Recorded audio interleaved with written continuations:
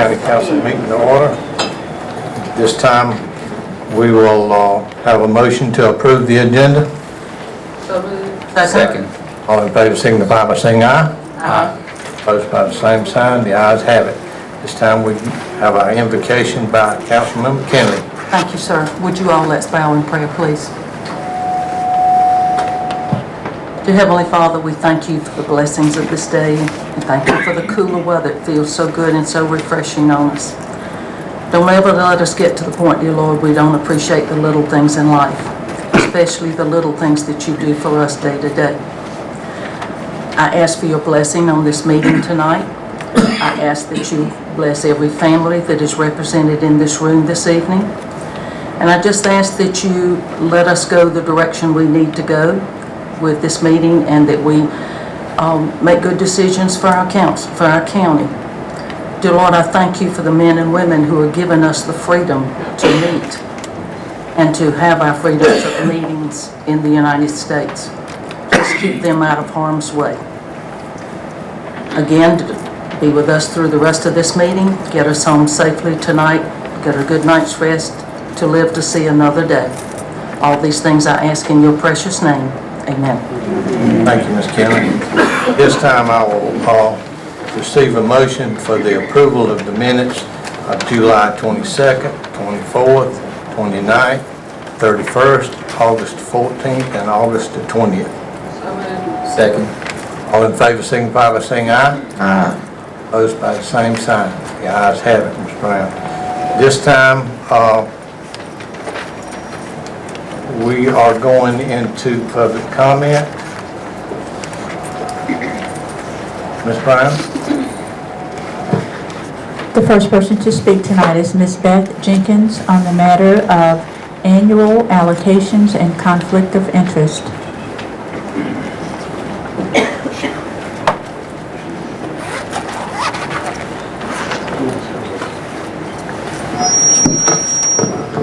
What I wanted to speak on this evening was the gravy train, that the gravy train needs to stop.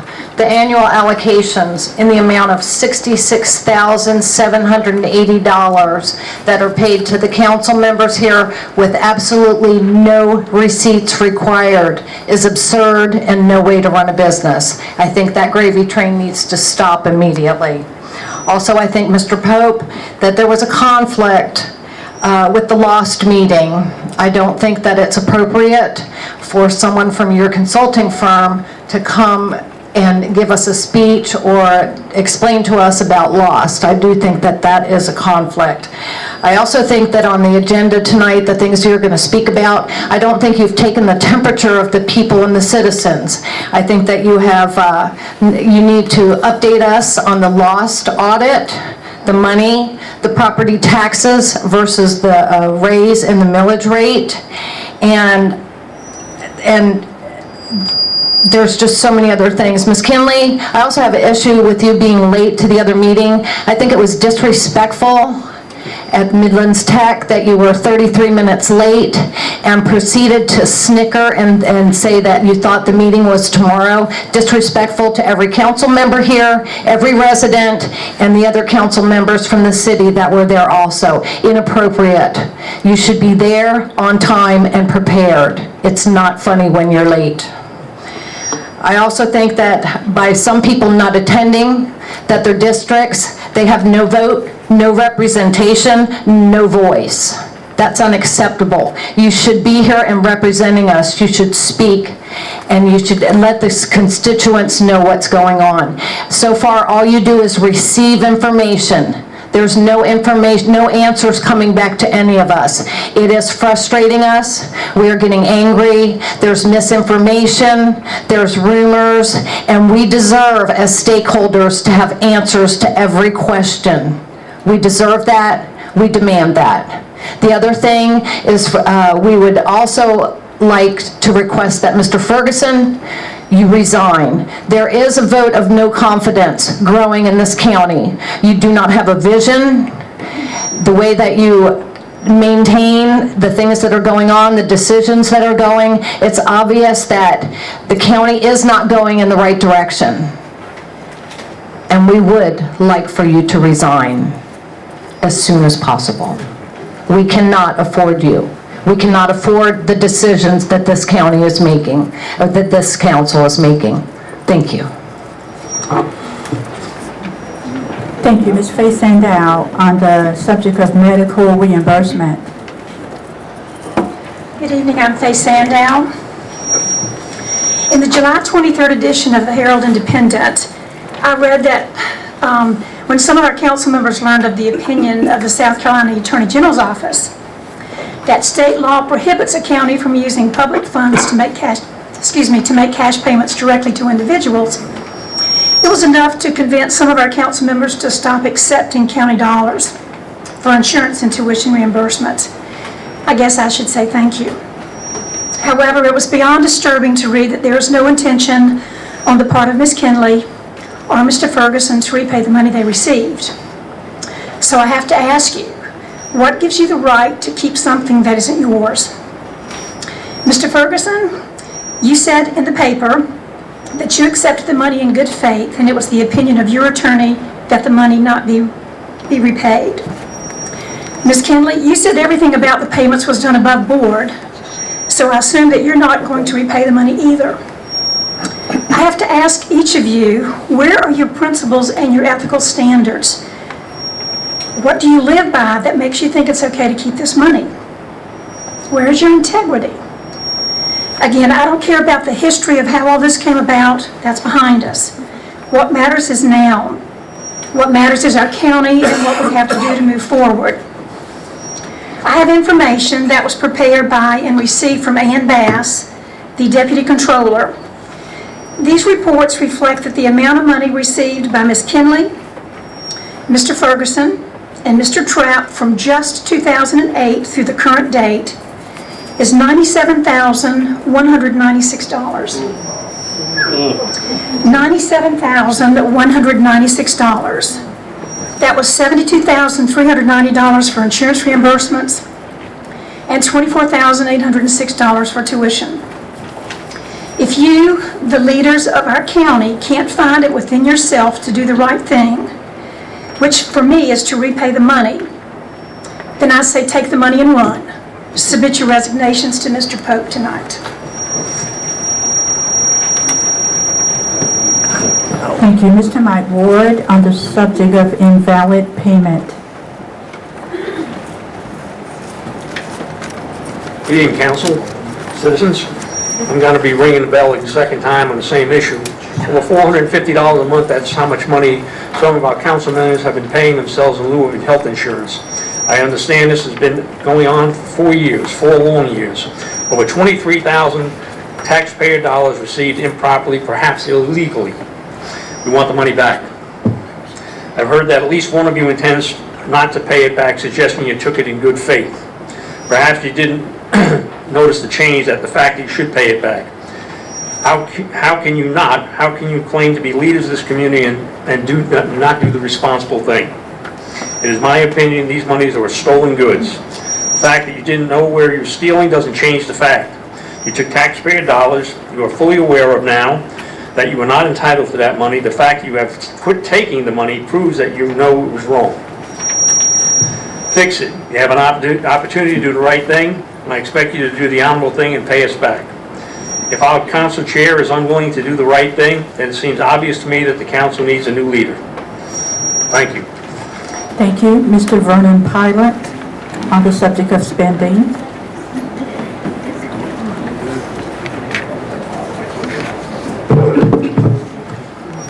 Good evening, council.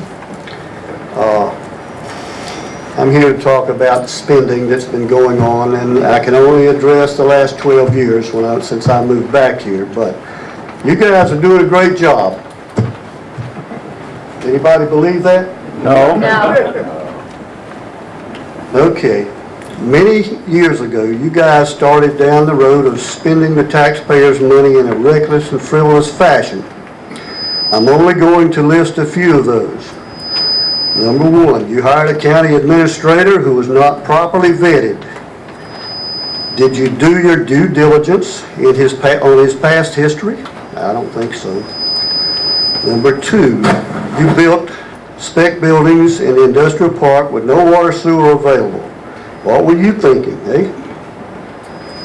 You spent the money with no possibility of recouping the taxpayers' funding right now. You financed the county operations by hiring more employees per capita than other counties around us. More employees than required to perform the work. Many of these were family or friends. Number 4, you displayed no vision for the future. What could be more important to our citizens than good police protection and good fire protection? Number 5, recreation. No plan. We have one district that's been trying for more than 6 years to get a rec center. You even purchased a building, then promptly placed it in storage. It's kind of ridiculous, I think. Number 6, lost. L-O-S-T, truly lost. Local option sales tax was implemented in 2006 to help deal with the high property tax problem we have. Approximately $5 million are missing, or at the very least, have not been returned to the taxpayers. I'd like to know why. Number 7, you allowed over $12,000 in legal fees to be paid for our former administrator's personal legal expenses. He signed the checks to the law firm. I want to know who gave him permission to do that. Who is in charge? This money should be repaid to the county by the administrator. Number 8, you paid yourselves health and or tuition benefits that should not have been paid. These monies should be repaid to the county plus interest. In my opinion, finally, it appears to me that you have been very busy enriching yourselves at the expense of the taxpayers of Fairfield County. It's not what you were elected to do. We need answers to our questions and concerns. Finally, do the right thing. You have lost our trust. In order to resolve this problem, we need new leadership. You should render your resignation immediately. Thank you. Thank you, Mr. Pilot. Mr. Eugene Holmes on the subject of conflicts of interest.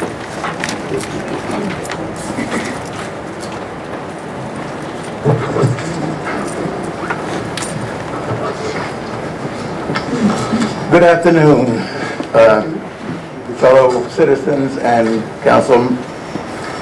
My name is Eugene J. Holmes. My wife and I purchased our home in District 5 a short while ago. My wife, who is a native of Fairfield County, has owned property in the Middlesex area for many years. Since we've been here, I have been constantly hearing about nepotism and cronyism in hiring for vacant positions in the county and town. Until recently, these were what I found to be minor concerns. After attending some of the county council meetings, I have been made aware of many other problems related to the management of the county business. The elected officials' flippant remarks during county council meetings only tend to make matters worse. As the council does everything possible to suppress the participation from the public, the arrogance and gall of our elected officials to run roughshod over the citizens of Fairfield County as if it were a dictatorship is unconscionable. Some citizens have the opinion that county council members have used gerrymandering of districts in order to assure that they receive the, quote, right number of votes. Some of you, our elected officials, have forsaken everything you swore to when we put our trust in you with our vote. Some of you don't meet the standards that the citizens of Fairfield County expect of our public officials. We must be able to pride ourselves in having a clean, caring county government. It would behoove some of you to consider resigning your position now, as your effectiveness and usefulness as a council member is over. You should know that you are you're doing further disservice to the citizens of Fairfield County by hanging around until the end of your term. When the citizens and voters such as myself differ with the way the government is run, in the eyes of some council members, he or she becomes somewhat of a traitor. I have publicly expressed my desire to see the entire council replaced. If this makes me a traitor, so be it. I am glad to see the fired up citizens of Fairfield County here tonight standing up to express their dissatisfaction in the way you have stuck them with lawyers' fees, insurance premiums, tuition reimbursements, lost 20s, etc. It seems that some of you have just become trough takers and have no sense of shame on these matters. I certainly hope that hiring for the 500 new jobs going into the Perry Ellis building won't depend on a relative or friend's recommendation, or whether you are coerced into sexual favors or intimidated in order to become employed or remain employed. Hiring for the proposed 500 positions will be monitored and closely watched by your constituents. Hopefully, when these positions are filled, threats of being fired for attending meetings such as this won't be held over an employee's head. Your time is up. I don't believe it takes the knowledge of a rocket scientist to effectively serve in the capacity of council member. Be further advised, it's only a matter of time that you will be out of a job. You know what your term when your term in office is up. If you decide to stick it out until the end of your official term, it will be a long, miserable 14 or 15 months. If you are not man enough, woman, to rightfully step down now, your constituents will be holding your feet to their fire. I thank you for your time. Mr. Tim Stroll on the matter of abuse of office. Well, I really don't need to stick to my prepared remarks, but I want to talk about the events of last Wednesday. Speak up, Tim. Bring your mic up. Mr. Barr was here to interview Kevin Thomas, at which time he asked for privacy, and an employee asked him to step downstairs and sign in. At which time Mr. Barr heard the council chamber's microphones go on. This is a violation of South Carolina Code 16-17-470, eavesdropping, peeping, and voyeurism statute. Why is this allowed to go on?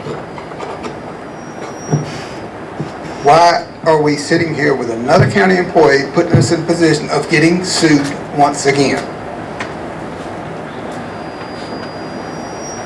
This needs to stop. People need to be fired or replaced. Cannot continue. Maybe we need to petition the state to put the county in receivership. Thank you, Ms. Brenda Miller, on the subject of county administrator. Ms. Miller is yielding her time, is waiving her time.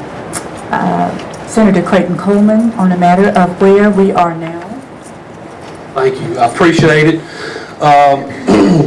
I called Doug Barfield again with the solicitor's office. He has not rendered a decision on what he's going to do with regard to the pornography allegations. Also, for y'all's information, I will hand to Madam Clerk, I had inquired with the school district on having a facility that can handle all the people here, and I will read a part of this letter, and it says, "We will accommodate any governmental or related body with the use of any facility and audio-visual equipment within the district given a 24-hour notice, and provided that there's not scheduling conflict.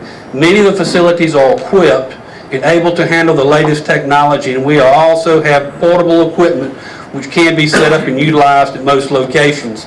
So when we tried to get it over there at the school district last time, somebody said that they didn't have the capacity to have PowerPoint. It just isn't true. With regard to one thing that I want to say, two more things. Number one, as the senator, as the local attorney for the city of Winsboro, and I'm speaking personally, I'm not speaking in my capacity as a local attorney, and on the legislative delegation and other people that I've talked to, I'm going to ask this county council to change the way it deals with the other governmental entities in our county 180 degrees. There's no cooperation, no communication. There hadn't been. And quite frankly, I'll question whether or not the existing leadership that council has is capable of doing that. I really have a problem with thinking, Mr. Chairman, that you can communicate and cooperate with the other entities. If you look at the other entities in our county, from the legislative delegation, school board in the town of Winsboro, we all get along, except for this entity. This is the common denominator of what is wrong in this community. The other thing is, when I walked in here, I saw is Robert Coombs in here with the Association of Counties. You giving the presentation on behalf of the flow control? I am. Okay. Well, I would ask, now I have asked county council here, I think 3 separate times for additional time to come in here and talk to y'all. I've been denied not once, not twice, but 3 times.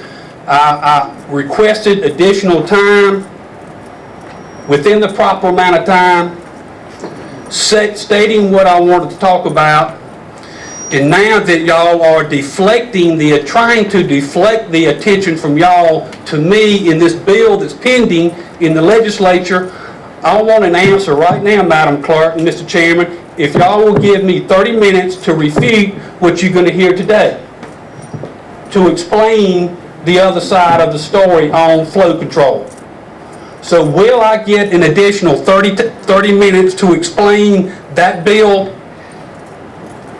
We have a vote, Mr. Senator, on the agenda tonight, and your answer will be forthcoming. Well, in the past, anybody that's requested additional time, I think it was 10 days before, freely and voluntarily, from my understanding, got additional time. Why have I been denied? Why have you single-handedly, from what I understand, denied my right to come in here and speak to the council for 30 minutes? Well, first of all, it has not been me single-handedly. Every member on this council has been questioning about your having additional time. Council, is that not so? Mr. Vice Chairman, are you aware of that? Ms. Kenley, are you aware of that? Mr. Marshall, are you aware of that? Mr. Brown, are you aware of that? Okay. Ms. Robinson, are you aware of it? I am, and I'm sure that I voted opposite. So this council has denied my right to come in here and speak for 30 minutes on the issue of where we are now and on the flow control. The council will vote on the floor tonight on what you can do in this council. Okay. Well, let me tell you a little bit about this bill. Time is up. Let me tell you a little bit about this bill that's dealing with Horry County down at the beach. Now, what's going on with that? County Council of Horry County. Yes, sir. Your time is up. Okay. Well, thank you. I appreciate it. Well,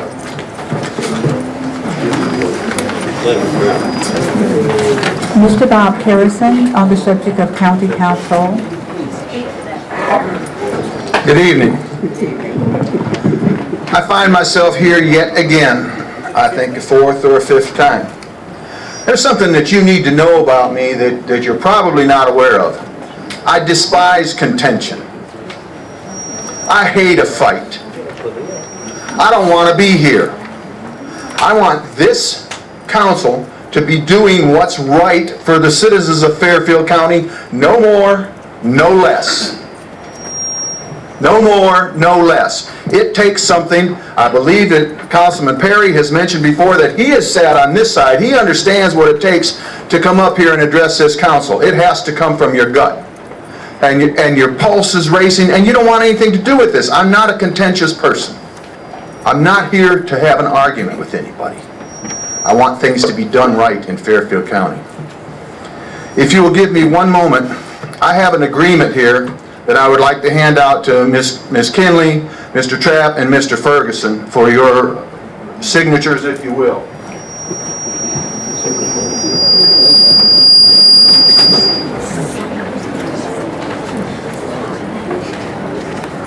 Mr. Trapp doesn't come here. What you see before you is an agreement between you and whomever, the county, to pay back the monies that have been improperly given to you over the course of the last 4 and 5 years. You'll find that there are exhibits. One of them is the copy of the Freedom of Information Act, where we were able to ascertain exactly how much money was given improperly. And the other one is a copy of the Attorney General Alan Wilson's legal decision regarding the repayment of those funds. I ask you, please, do the right thing. Pay the money back. Find a way. Take it out of your future pay. Take out a student loan. Whatever you have to do the right thing. Failure on your behalf to do the right thing is not an option. It indicates a lack of leadership. Please, Mr. Chairman, do what's right. I've heard that you think that it's been said that these were funds that were given in good conscience. Stolen goods are sometimes given in good conscience. They're nonetheless stolen goods. They need to be returned. I see my time's running out. I would just like to add one quote. Conscience seldom comes to a man's aid while he is in the zenith of his health and reveling in the pomp and luxury of ill-gotten gains. It is generally the last act of his life and comes too late to be of much service to others here or to himself hereafter. Quoting George Washington in a letter of 1782. I would like for this council to give that some consideration and in good conscience sign those agreements and return that money to the rightful owners, the taxpayers of Fairfield County. Thank you. Thank you. Mr. Thomas Armstrong on the subject of new jobs.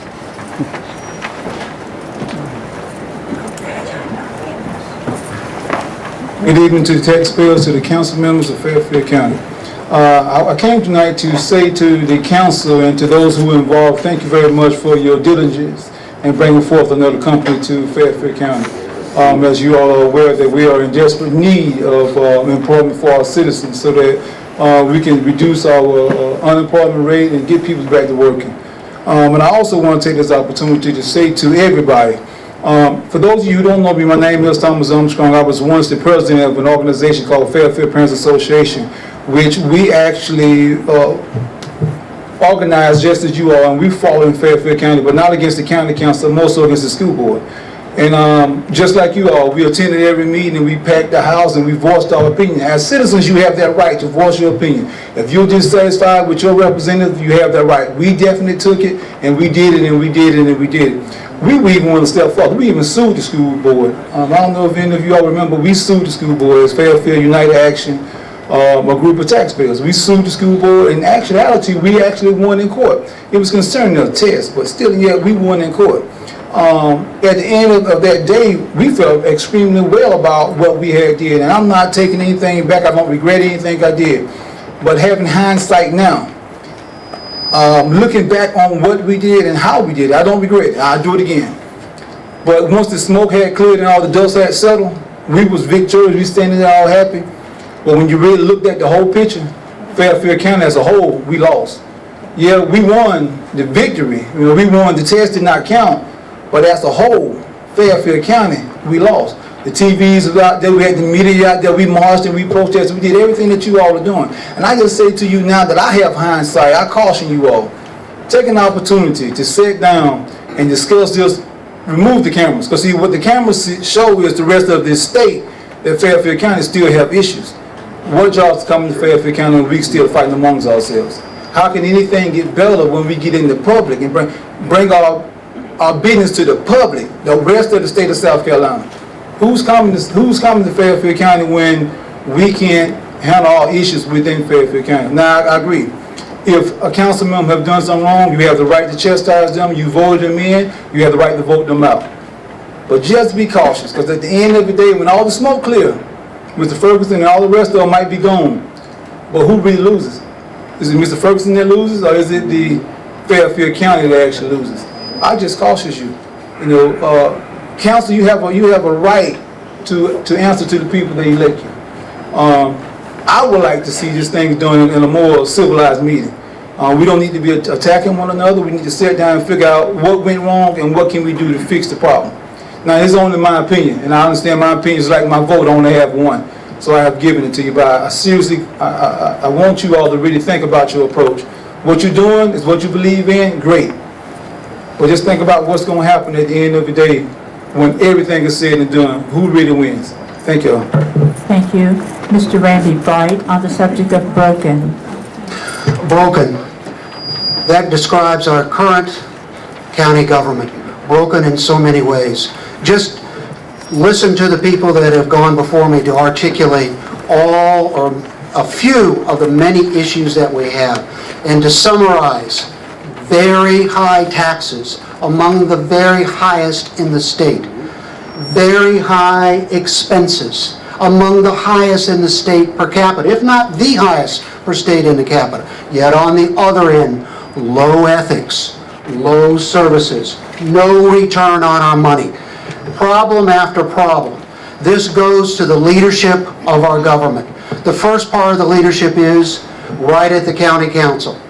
We hired, in my opinion, a complete, inept, unprofessional, historic, poor-performing leader for our county as administrator. I'm referring to Mr. Heinley.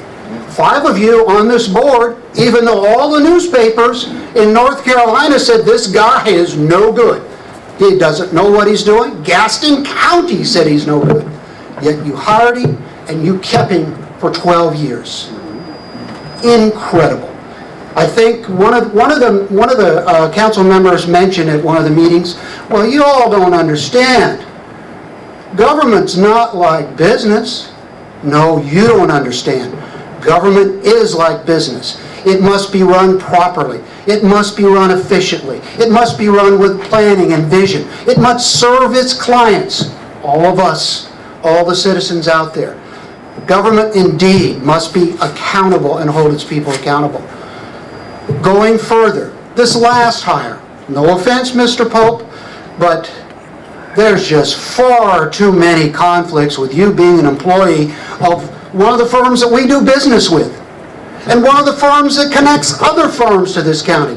That's like having the fox watch the henhouse. What are you guys thinking? Dwayne, I know you know that that's not a business tactic. Mr. Pope, I guarantee you you're aware of this. Parker Poe loves it. They got their man on the inside. And all the time we're building for more disastrous. This county has, it's like the Exxon Valdez. We've run it aground. I agree. The captain, Mr. Ferguson, needs to go. Resign today if you like. Please do. Show us that you're interested in this county and give us new leadership. Mr. Pope, you either need to resign today with these conflicts of interest, or the council and everyone else in this government needs to say, we're suspending all contracts with Parker Poe until we can find someone to lead this county properly as administrator. And that goes to the next thing. You guys didn't know 5 of 7 people on this council today. You didn't know how to hire right the first time. You hire a man with conflicts of interest galore, which has been our problem all along in this county. And looking at your resumes, and there's not one of you on this county that has the experience that has ever hired successfully a county administrator or anybody with a complex operation like our county with hundreds of employees. And if you didn't have that experience then, you don't seem to have gained it now, especially with this last hiring, how are we ever going to lead this county to the greatness it deserves? Right, your Yes. time is up. Thank you. If you need help with this hiring and recruiting process, there's lots of people out here who do have the expertise, and we'd be glad to help you. Thank you. Thank you. Mr. Hendricks, we know you're in the other room, so we would like for you to make your way toward the council chambers as Mr. John Smalls comes now to speak on recreation needs and spending of council.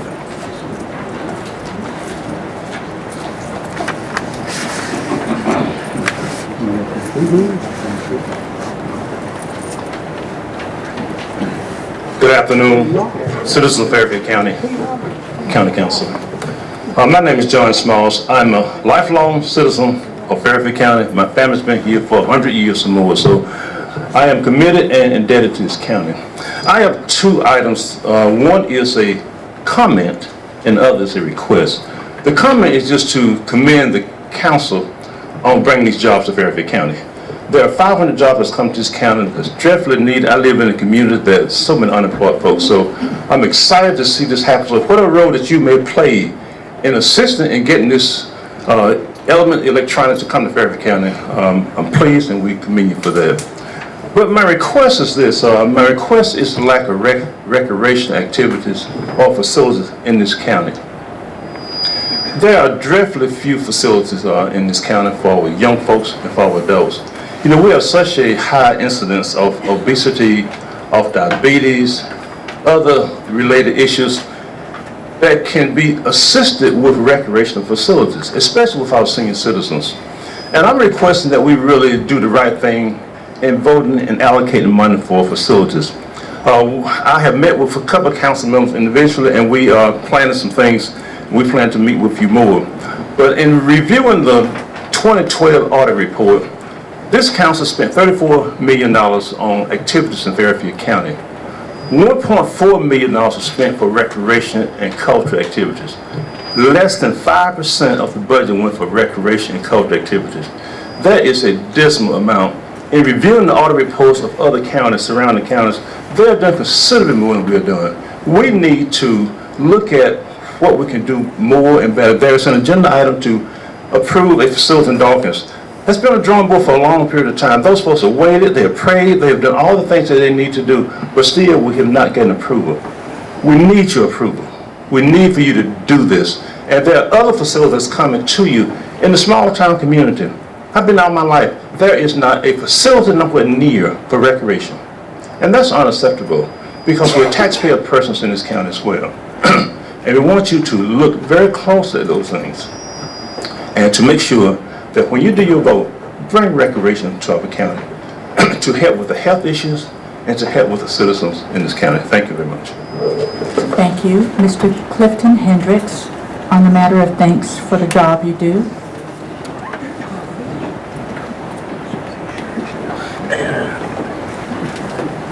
Good evening, council members, ladies and gentlemen. Early this morning, my daughter sent me a note from Charleston. She's a personnel person for SAIC there in Charleston, commending Fairfield County on the new job aspect. And I was so pleased with it, I forwarded it to Ms. Brown, asked them to give it to each council members. But I also wanted to come and say thank you.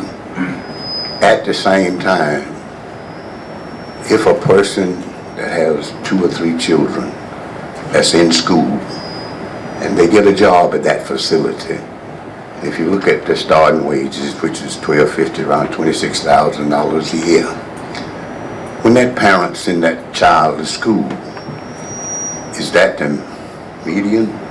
Is that below average? Or is that above average?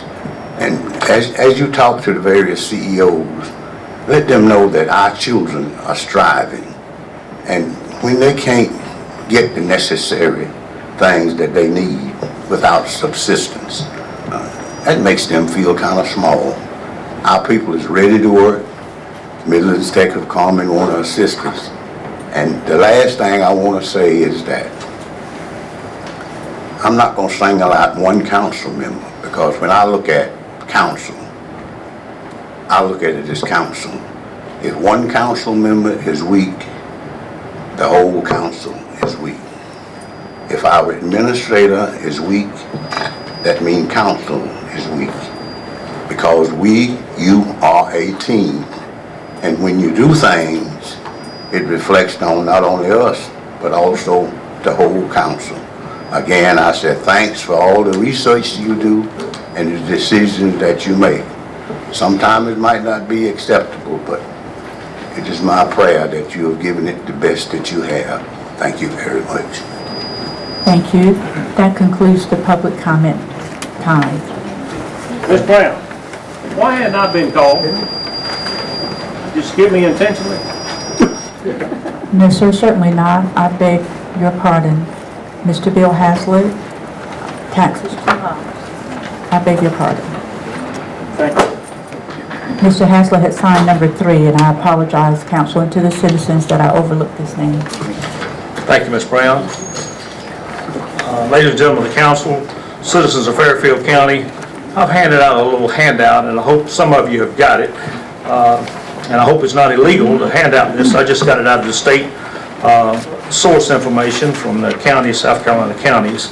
Just to give you an example, I'm in the real estate business, and I want development of Fairfield County. We have a beautiful county here, and I feel like we've got an opportunity to really grow this county, but what's holding us back is our taxes in this county. And that's my number one gripe. Number one gripe is taxes. We've got, from 2003 to 2012, the general budget, county budget, has gone from 79 mills to 137 mills. That's an increase of 72%. Has anybody got an increase in their wages of 72% in the last 10 years? This council. Our county has.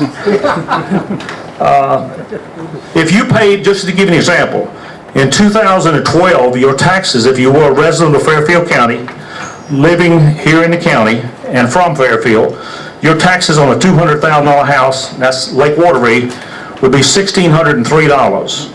In 2003, the same bill, if it was assessed at $200,000, which that's highly unlikely, would be $969, a 65% increase.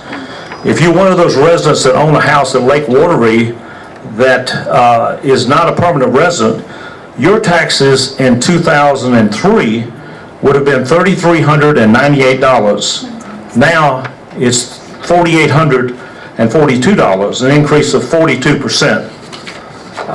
This is very disappointing. We can't draw people in this county. Kershaw County has got about 30 to 40% less taxes than Fairfield County. I know the real estate agents, if there are any in here, you'll know that people will go to Kershaw County side versus Fairfield County side. Number of employees, 272 full-time employees. Guess how many population we have? 23,263. Guess what? Kershaw County, a neighboring county, 62,000 people, over 62,000. They have 4 more employees than we do. Something ain't right, folks. How can they have 4 more employees and they got 3 times the people we do? Folks, let's wake up in this county. I'll ask you this. Do you think our county council is really looking after the taxpayers' best interest? I don't think so. Thank you. Thank you. Have I overlooked anyone else? Maybe may I go down the roll to be sure? Ms. Beth Jenkins, Faye Sandow, Bill Haslett, Mike Ward, Vernon Pilot, Eugene Holmes, Tim Schroll, Brenda Miller, Senator Coleman, Bob Carrison, Thomas Armstrong, Randy Bright, John Smalls, Clifton Hendricks. Have I called everyone? Thank you. This time we will go into number 6, public presentations. Mr. Pope. Thank you, Mr. Chairman. As on the council's agenda, Mr. Robert Kroon from the Association of Counties is not here, but we have Josh Rhodes here. I think Mr. Kroon's actually had a death in the family, so we certainly send out our prayers to he and his family.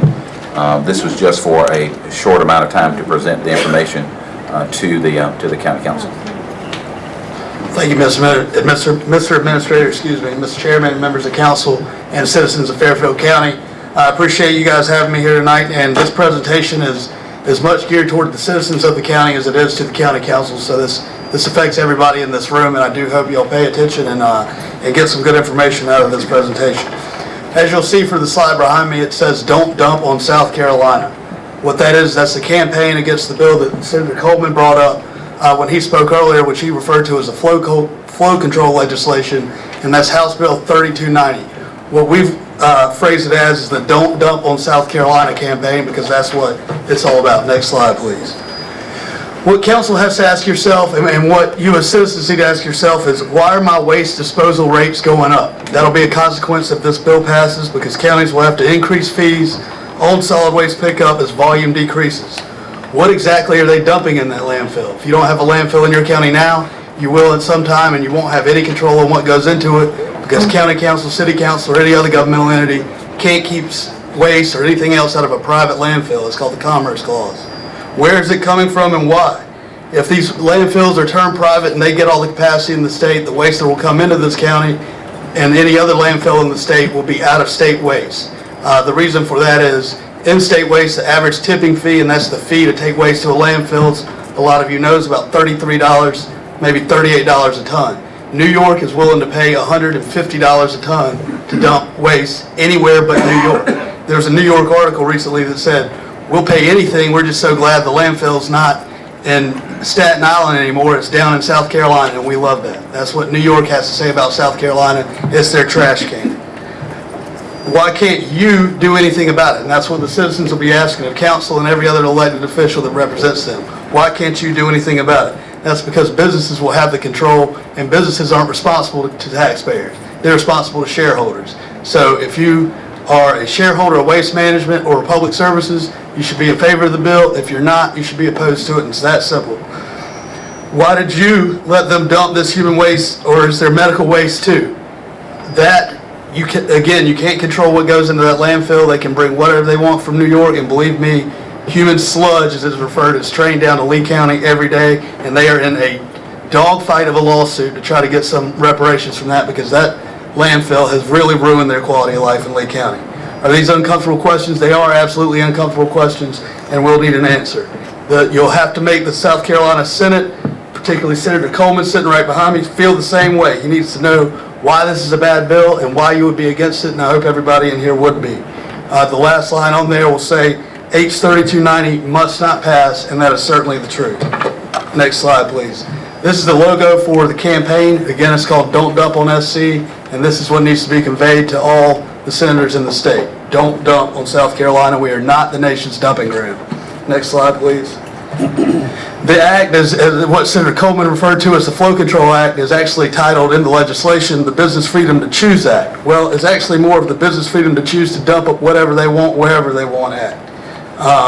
What I believe more in the people's freedom to choose. I think that's why y'all are all here tonight, is to come to council and convey your opinions and have your voice. You want to have a voice at the local level. If businesses take over, you can't have a voice. You can't go to the shareholder meetings and say, "Why are you doing this to my county?" You're going to have to spend years and years in federal court spending all your money suing them, and if history's any tell, it won't come out beneficial for the taxpayer. Usually it comes out beneficial for the shareholder. For me, this issue is a home rule issue. This is home rule. Tonight is home rule. You being here, you talking to your council, that's what home rule is all about.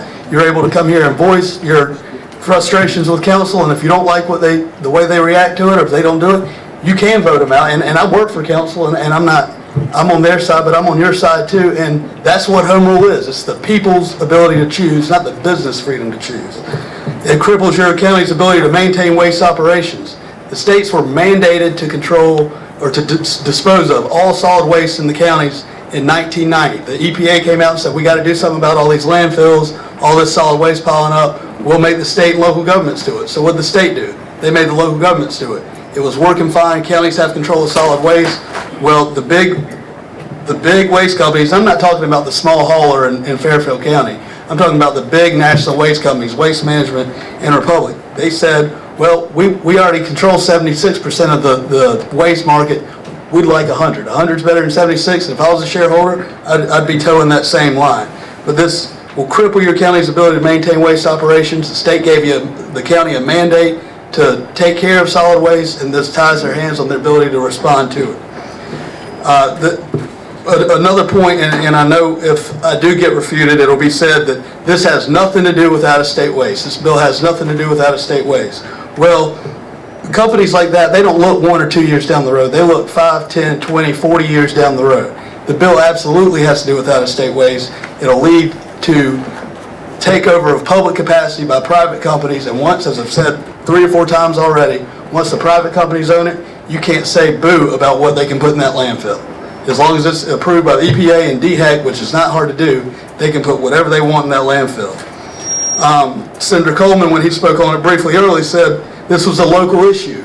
The second to last bullet point on there says the House was misled. That's why it passed the House so fast and so overwhelmingly, is because this is not a local issue. This is not about Horry County. This is about home rule. This is about you as citizens, your voice, and the people's ability to decide what comes in their county and what stays out. This will be voted, it's in the state Senate early next year. Your House member, Ms. Douglas, voted against the bill because she saw the light. Senator Coleman hasn't had a chance to vote for it yet, but I would imagine, as you could glean from his presentation earlier, he is for the bill and vehemently. Who is pushing the bill? Big money. Waste Management, based in Houston. Do you want to come to Fairfield County to address solid waste issues in Fairfield, or do you want to go to Houston and sue Waste Management? Republic, based in Phoenix. Do you want to come to Fairfield County and address your concerns with solid waste, or do you want to go to Phoenix? The National Solid Waste Management Association. Do you want to come to Fairfield County, or do you want to go to DC? As a taxpayer, I want to come to county council where I can actually vote them out if they don't do what I want or do what I think needs to be addressed for the county. Who's against the bill? Next slide, please. Who's against the bill? USC, the University of South Carolina, conducted a survey last year. 76% of voters, once they understood the issue, said that they preferred county council involvement with public waste. 88% of the voters in the survey said they were opposed to out-of-state waste. Who else is against the bill? Well, that logo top left is us. This is South Carolina Association of Counties, the South Carolina Wildlife Federation, the Sierra Club, the Conservation Voters for South Carolina, the Solid Waste Professionals Association. Those are people who are in the solid waste business that are against this bill. The Coastal Conservation League, Upstate Forever. Those are environmental groups, solid waste professionals, and local government officials. That's who is against the bill, and that should tell you something. So who's for the bill? Big waste companies. Who's against it? Entities representing South Carolina taxpayers and citizens. Next slide, please. These are just some various articles that have come out on the issue. Garbage giants, major political donors in the SC. Next quote, "We are the pay toilet of the nation." Who likes being referred to as the pay toilet of the nation? Council or citizens? I see no hands. Post and Courier, powerful out-of-state waste companies look at landfills in South Carolina as cheap places to buy garbage and make money. And I want to say right now, I don't fault the big waste companies for wanting to make money at all. They're responsible for their shareholders. I'd be concerned if they weren't concerned with making money, but that's what it's all about. The T&D, Orangeburg, landfill bill could hurt local taxpayers. The state, garbage everywhere in South Carolina. And again, there was a New York article that said, the New York residents saying, we closed down the Staten Island landfill, and I'm so glad it's not going to Staten Island. It's going down to South Carolina where we want it.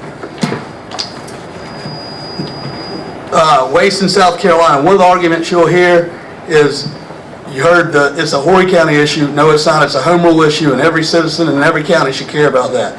And the other one is, it's a government monopoly. These counties are controlling the whole solid waste. They have carte blanche with the solid waste in the solid waste area, and it's a government monopoly. This creates government monopolies.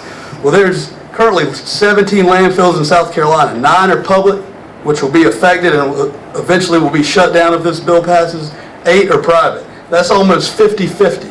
How is that a monopoly? How is private companies having half and public entities having a little over half a monopoly? To me, half and half is pretty fair. 95% of the out-of-state waste that's going into South Carolina is going to private landfills. Again, we cannot stop that.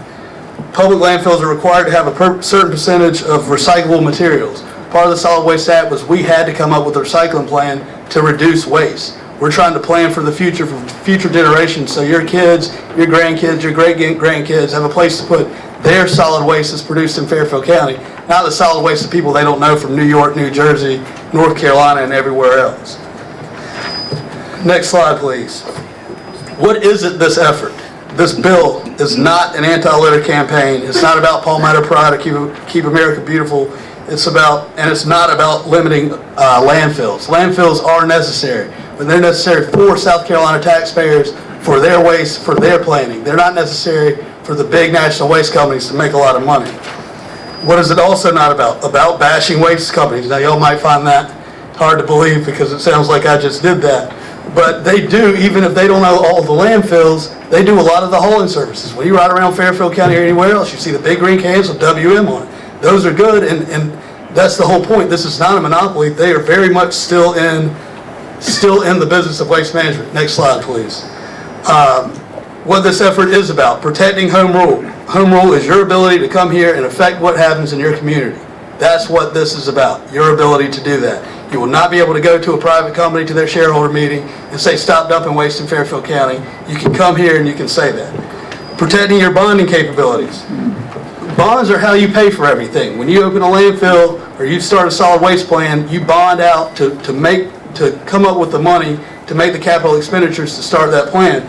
The way you pay for those bonds with revenues. The way you guarantee that revenue is through solid waste crossing over the scales at the landfill. If counties can't direct where the solid waste goes, they're not going to be able to guarantee the volume, which means they won't be able to guarantee the revenues, at which point they're going to look at you to come up with the money, and that's the taxpayers. And if I was a taxpayer, I don't want that, and that will happen if this bill passes. It's also about making sure the lawmakers, including your senator, know what the truth is. This is not about government monopolies, as we discussed earlier, and it's not about being pro-business. This is about protecting the citizens they're elected to represent, and that's what this bill is about. Letting voters through county elections make decisions on waste. What I just said, home rule, your ability to come here and express your concerns to county council and make decisions that affect you. Ensuring competition for small businesses. Generally, the big companies aren't in it to keep the small haulers in business. They're in it for their own profits. Next slide, please. This is what I think about when I think about South Carolina. I think about beaches, mountains, golf, and lakes. That's a beautiful way to think about South Carolina. This is what I'm afraid, next slide, please, will happen if this bill passes. Landfills, out-of-state waste. Now, I know I need to hurry up, but let's go back to that last slide. Look at that one, and then let's go back to the other one. Which one do you like better? I like the first one, and I want to keep it that way, and that's what I think of when I think of South Carolina. Next slide, please. What this means for our state. More out-of-state waste, dumping around for waste from other states, because again, you cannot limit what goes into private landfills. Our beautiful land that we just showed in the pictures will be jeopardized for the interests of big national company private landfills. Next slide, please. This is not just a local issue affecting one county. This doesn't have to do with Horry County. This affects every county in the state. It is a home rule issue and your ability to address it. It's not about business freedom to choose. It's about the people's freedom to choose. It's a clever name. Is it completely honest? No. If this passes, the county government and the citizens will be accountable for a law-turf spill or environmental hazard. That's you guys in your county. You're going to be the ones that have to live with that, not the shareholders and the executives of the big waste companies. Next slide, please. How can you help? Sign up on the website, don'tdumponSC.com, and we'll put information. Be willing to put an op-ed in the paper or a letter to the editor. I got one from another county today. Public meetings just like this. That's what we're doing tonight, right here, right now. This is what you need to do. Talk to your senator. Let him know how this affects you and what you think about the bill. Spread the word, get involved, and create awareness. This is not an easy issue to convey, but it's one that needs to be conveyed. Next slide, please. You are not alone. This is not just taxpayers or county council. This is environmental groups, solid waste professionals, concerned citizens, and local governments so far that have joined this Don't Dump on SC coalition. Again, poll results show 76% of South Carolina registered voters favor county council control of solid waste, 88% oppose solid waste. Next slide, please. This is the Twitter page at top, the website in the middle, the Facebook page at the bottom, all places you can go to find information. I will leave it at that because I think I've taken up too much time already, but I do appreciate councils and the taxpayer citizens, and I hope you look on the website and to the pages, to the Facebook and Twitter page for more information. Yeah, can you ask any questions? No, I think we've taken up enough time already. I'll stick around and I'll be glad to talk with you after. Thank you. Mr. Chairman, I just wanted to point out one thing for the citizens. Fairfield County is one of the 46 counties in the state of South Carolina that is a member of the Association of Counties. The Association of Counties is a group that supports all of the 46 counties, and of course, this was a part of their legislative effort, and of course, they're doing these types of public education presentations for all of the counties. So this is a part of the membership what Fairfield County is involved in, and this county is a member of the Association of Counties and have been since the inception of Home Rule. Mr. Chairman, the next public presentation is Mr. Jeff Schaefer of the Dawkins Community Association. Mr. Wadsworth is in the next room. He's the president of Dawkins. He's going to come in. Mr. Bruce Wadsworth, the council is ready for you and the Dawkins Community Association to speak now. If you can come from the overflow room over into the council office.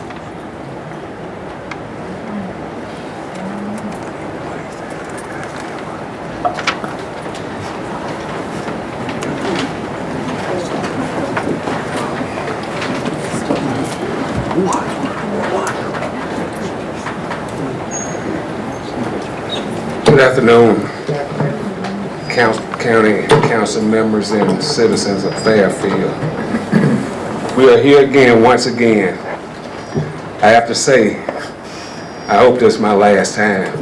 Since you, Mr. Ferguson, seem to feel like we're wasting our time discussing, asking, and arguing, pleading with you to approve this agenda that has been already approved.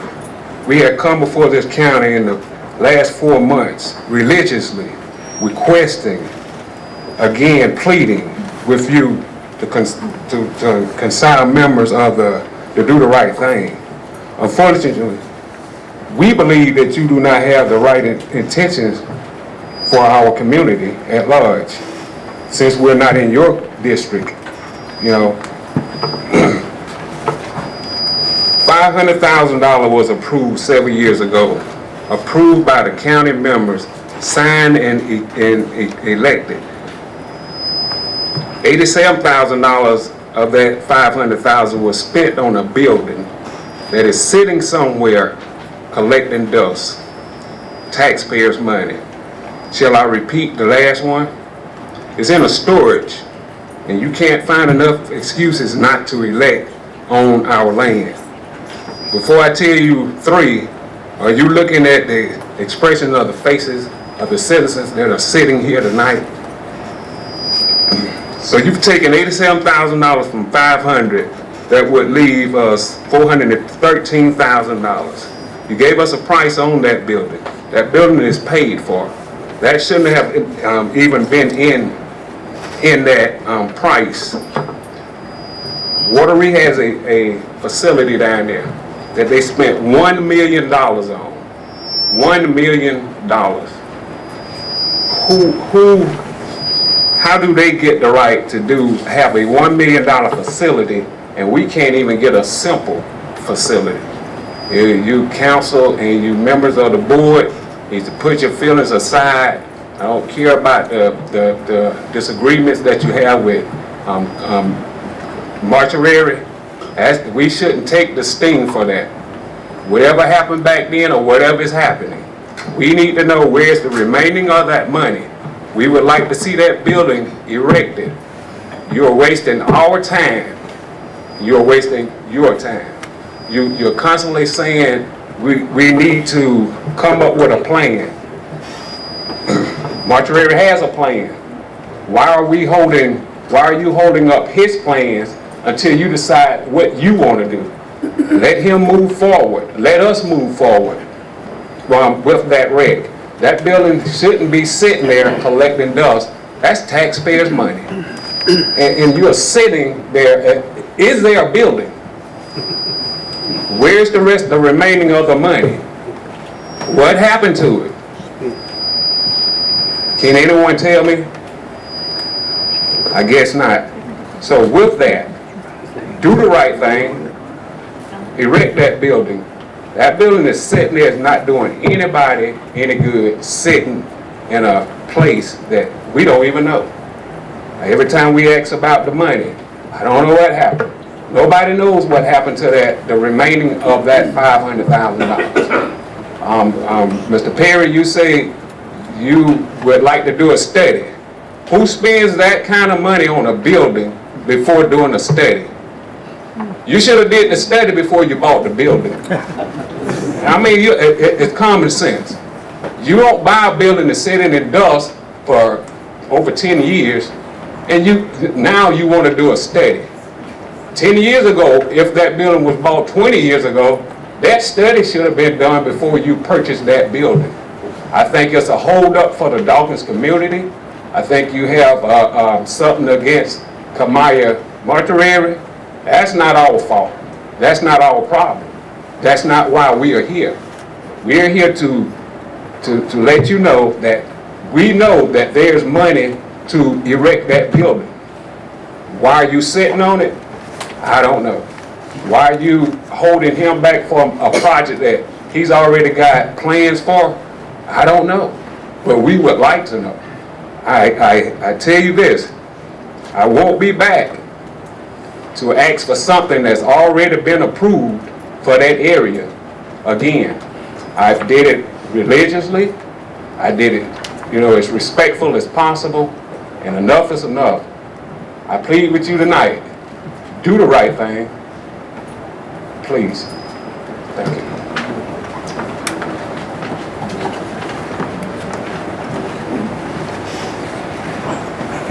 Somebody says do the right thing one more time, I'm gonna have to leave the room. Okay. Council members, concerned citizens, good evening. Thank you for allowing us this opportunity. So where to start? I suppose the best start is the problem. And then once I've laid the problem out sufficiently, I guess I'll have to supply you with a solution as well. First, some words of wisdom from my father, who would say to me every time I had a problem, "Son, I see you have a problem. That's too bad." He would continue to let me know in no uncertain terms that if I decided to make my problem his problem, well, for sure, I was not going to like the way he solved it for me. And gentlemen, ladies, you have a problem. And you don't want us to solve it. You won't like how that turns out. We want capable and qualified people to make sound and just decisions. Now, let me be more specific. I'm sure you think that because you're sitting up here tonight, you might feel you fit those qualifications. Let me reassure you, in my eyes, you don't. Sorry, not from me at least, and if you had the courage to ask the people here tonight, by a show of hands, whether you are qualified and capable, well, don't be surprised if a lot more hands came up than you thought. There's a big picture here, and I sure would like you to see it. We have approximately 8,000 families and 24,000 people in Fairfield. The capacity of Yankee Stadium is 50,000 people. Ever been to a ball game? So, we have a little less than half the population of the stadium. On a great day, and in a few hours, all these people are seated.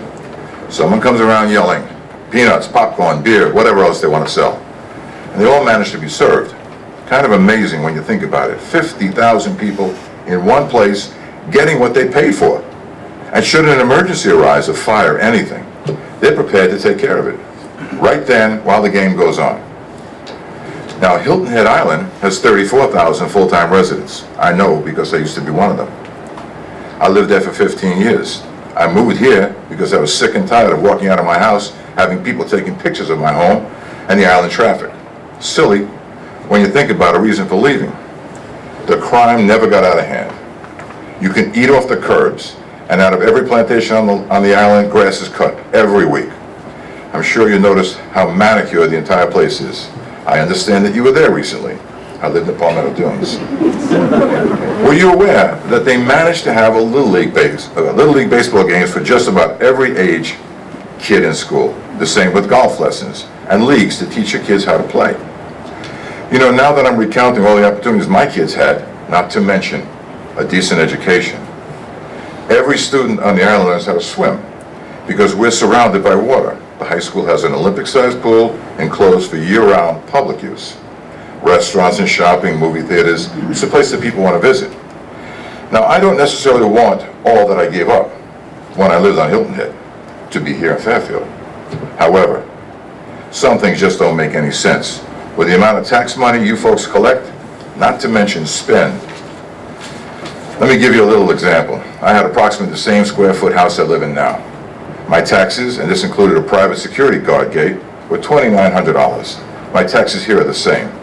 I moved here and my car tax is $300 higher than it was on Hilton Head Island. Now, I'm not complaining. After all, for my tax money, now I get to drive my tractor and bush hog along the road, down Cold Trestle, to cut the grass so people can walk the street at night without getting killed. Oh, I also pay for the fuel to do that. And then there are times when I'm not doing it, my neighbors are chipping in and we're hiring a man to use the equipment and we pay him to cut the grass. Just thought I'd mention one of the perks we get living in Fairfield. Because apparently you put a bid out to cut the roads once a season because that's all we ever see them. Okay, I'm here to simply say stop. Stop thinking. Stop debating. Stop blaming. Stop pointing the finger at each other and talking about what you did or didn't do. Elections are not for a while, and frankly, this audience is sick of it. Start acting like responsible council members. Start treating the citizens like they matter, really matter. Not the talking kind of matter. Prove to us that you are not inept and have some saving grace. I know Mr. Wadsworth just got finished telling you what you could have added to the property to make it more useful. I want to know how come we have to come up with the plans that makes so much more sense? Why aren't you doing that? Sorry, I get carried away when I'm dealing with incompetence. Okay, just think for a minute how great that would be, how useful that would be if we planned our community. I'm not asking for Hilton Head, just a little common sense. You have 8 acres, more than enough room for a recreation center, a fire department, a police substation, recycling station, baseball fields, tennis courts, etc. And you have enough room for parking for all these uses. If someone laid out the plan right, I don't want to take too much time tonight. Other people have feelings, and I wish that you'd pay attention and certainly listen to what they've got to say. So I'll end this with a statement from a man almost as famous as my father, Dr. Phil, who says, when it comes to the solution, you are either contributing or you are contaminating. Pick one. Thousands of people are waiting to hear your words of wisdom and your decision. If you start to explain yourselves, that will be a never-ending excuse. So please, like everyone said tonight, just do the right thing. Your actions will speak volumes. Thank you for your time. We're now down to a public hearing. It is 7:18. Would you post a public hearing, Ms. Brown?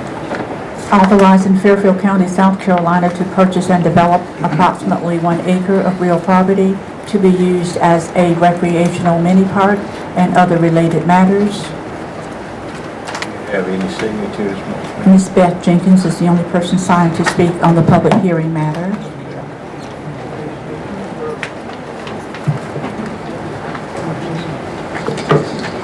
I wanted to talk about the 1 acre and whether the council members have done their homework. I went into the tax assessors program and pulled out 35 pieces of property that the county owns. It's not being used for anything. One piece of property has a trailer on it. Why couldn't you move the trailer off? You have water and electric right there for a mini park.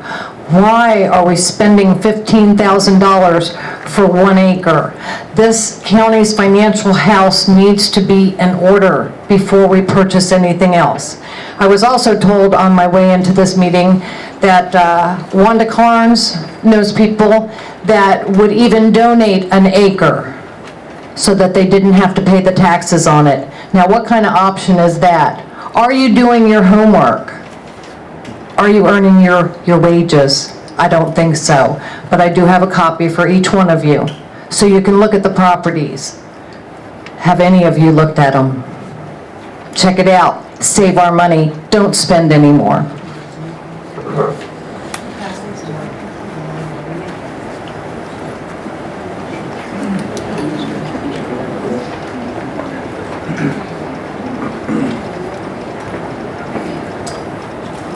council members. I so move, Mr. Chairman.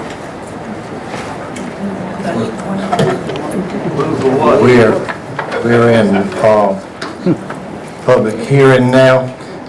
Any comments from council members? Mr. Chairman, only that, just hearing the information I just heard, if it's in the area where the community people live, the citizens live, that want that recreation. I heard about where this land, that people give away land. Is it specifically where the citizens in that community request the area? That I don't know. I think what we've done in the past, Mr. Marshall, is in your district, mine, and everybody else's, is we rely on the council member that's over that district to find properties.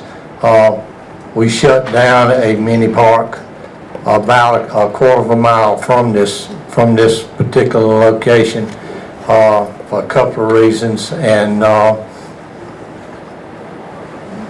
the council member asked us at that time if he found another piece of property along, I think it's Road 99, Mr. Musgrave, that he'd like to put another mini park out there because the children and the adults used it quite readily, and that was the reason he went looking in basically that same area to try to put a mini park back out there where that one was that was being used. And that's kind of the format that we've used in the past. We've got some buildings, we've got some property. The fact of the matter is, it's like you say, in Mr. Musgrave, it has to be in the right location. Doing a mini park for the kids in Blair, if the property's in Winsboro or on Circle Mill Road, it doesn't help those kids very much because they don't have transportation to and from that service area. So that's the reason. Michael came up with the area that he did, and asked the council to look at that. I think Mr. Pope had Mr. James to look at the property and make sure that it was free and clear of liens and that kind of stuff. And we've done the homework on that, and now it's to public hearing time. But that's kind of to explain why we buy property in certain locations, because that's where it has to be, is in certain locations. Mr. Vice Chair, did you have a comment? Yeah, Mr. Chairman, I was just looking through this list, and I want to thank Ms. Jenkins for taking the time out to look through this. And I think anytime we can have any citizen that can help, I think that's fine. But I do just want to reiterate what you were saying, Mr. Chairman. A lot of these addresses on Highway 200 and 321, I think the particular area that we're looking at is out in the Blair community. So we're going to build a mini park, whether it's in Ridgeway or Greenbrier, Mitford, wherever it's going to be. You would want to be a conducive environment and close to people that actually live in that particular area. That's the only thing I see about this list. But I think it's good that people bringing things forward, but it needs to be in that community. And if Ms. Carnes or anyone else knows someone that wants to donate property, I'll be more than willing to take a look at that. As long as it's in the community that we're trying to put the mini park.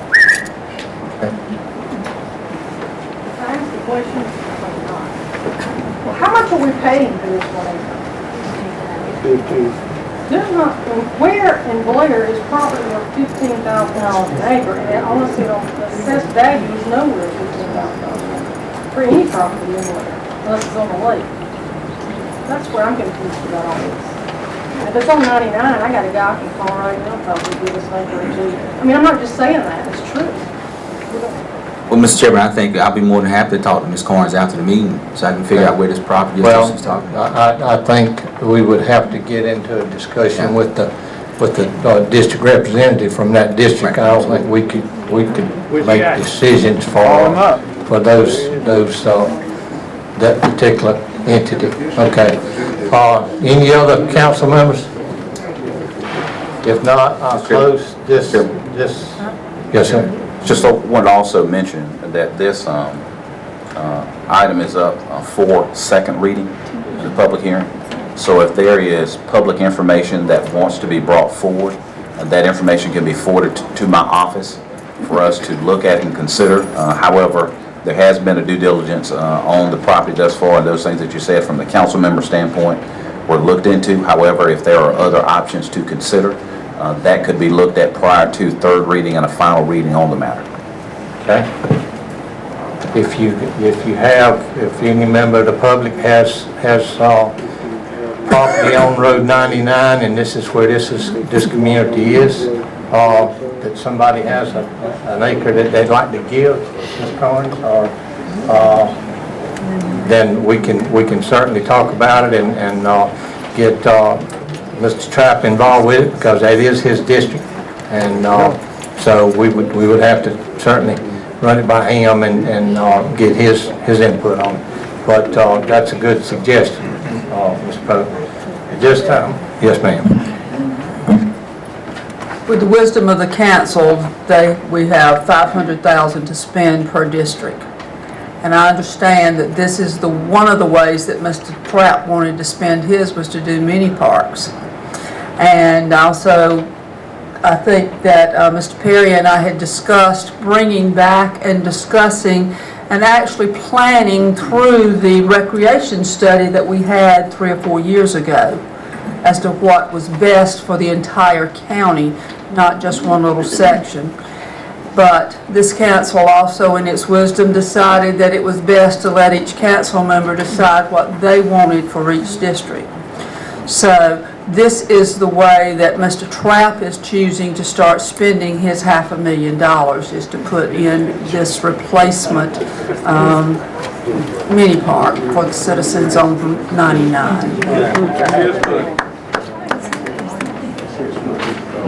I am now closing this public hearing at 7:26. Ms. Brown? Okay. Now down to ordinance resolution, third and final reading on number 617. Do I have a motion? So moved, Mr. Chairman. Second, Mr. Chairman. Any discussion? This is the one about abandoned and dilapidated mobile homes. We did quite a study on it over quite a period of time. It's gone back and forth to the Mr. Bismore and Ms. Robinson has been personally involved in it, trying to get it to the right place before we get third and final reading on it. So that's where we are. If no further questions, all in favor signify by saying aye. Aye. Opposed by the same sign. The ayes have it. We're now down to section 8B, second reading on ordinance 619, authorizing Fairfield County to purchase and develop approximately 1 acre of real property. That's what Mr. Pope was just talking about. We have the second reading on it. If there is some modifications to it, we have time to do that between now and the third reading, and we would certainly, if somebody has some notions on it, if they would get in touch with Mr. Pope's office, we will certainly take a look at that before we finalize this. Do I have a motion? Mr. Chairman. Second. All in favor signify by saying aye. Aye. All opposed by the same sign.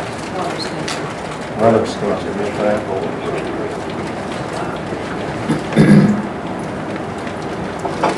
We're now down to number 9, board and commission minutes. You have those sent to you.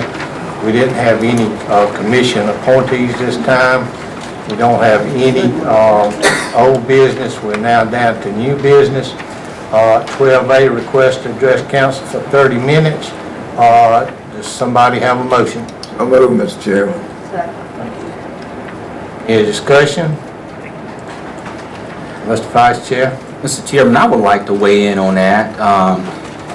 Let me start by saying that I think that comment was made that we don't get along with the other governmental entities. I don't know where that came from, but I mean, I think for the most part, we really enjoy working with the town of Winsboro and the town of Ridgeway, and especially the school board. I mean, with Mr. Green, I talked to him probably about 2 weeks ago. I think he's doing a really good job. I saw him on the news.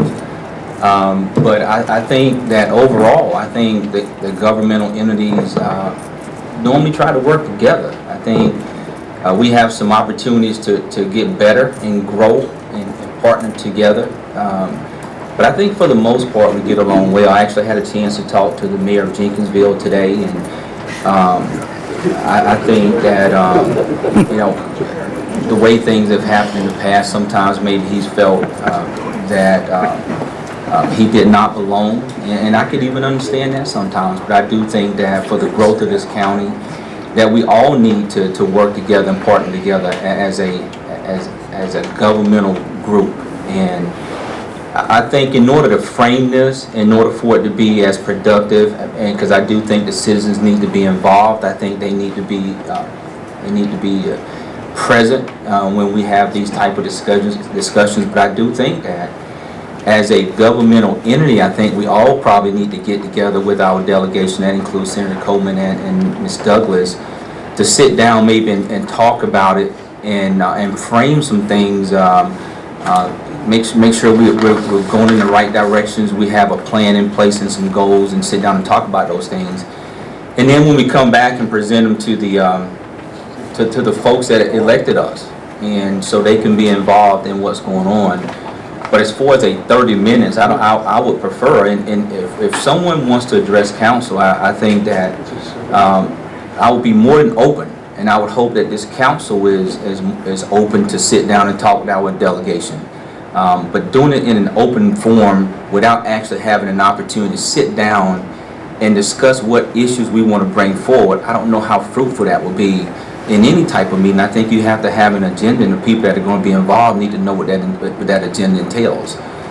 So I would really like for our delegation to sit down and talk with council, if he so choose, and Ms. Douglas, or with all the governmental entities. That includes the school board, town of Winsboro, town of Ridgeway, and the school board.